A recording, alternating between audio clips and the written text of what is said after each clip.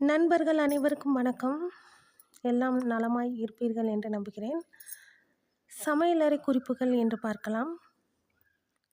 நம்ம சமைக்கும்போது இந்த கறிவேப்பிலை, மல்லித்தழை, புதினா இதெல்லாம் முதல் நாள் வாங்கி வச்சுருப்போம். மறுநாள் நமக்கு தேவைப்படும் பொழுது அது வாடி இருக்கும், கசங்கி இருக்கும், பயன்படுத்த முடியாத அளவுக்கு நம்ம தூக்கி எறிகிற மாதிரி இருக்கும்.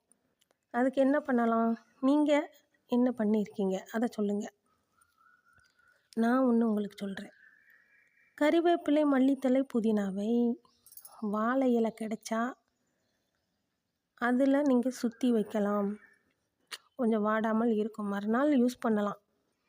அல்லது நான் என்ன பண்ணுறேன் அப்படின்னா, வாழை இலை எனக்கு கிடைக்காது, பாலித்தீன் கவர் இருக்குல்ல, கவர் தான் எல்லா கடையிலும் கொடுக்குறாங்களே, அதில் நல்லா கழுவிட்டு அந்த மல்லி இலை, அந்த புதினா, அந்த கருவேப்பிலையெல்லாம் கழுவிட்டு தண்ணி இல்லாமல் நல்லா உதறி விட்டு அதை கவரில் காற்று போகாமல் நல்லா கட்டி வச்சுருவேன்.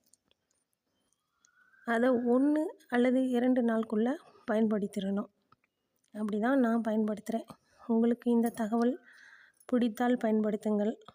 அப்புறம் வாடிய கொத்தமல்லி வாடிருச்சு ரொம்ப, என்ன பண்ணலாம்? வெதுவெதுப்பான தண்ணியில் போட்டு கொஞ்ச நேரம் வச்சு எடுத்திங்கன்னா கொஞ்சம் ஃப்ரெஷ்ஷாக இருக்கும். அது அப்போவே யூஸ் பண்ணிக்கலாம். இது உங்களுக்கு பயன்படும் என்று நம்புகிறேன். நன்றி, வணக்கம் நண்பர்களே.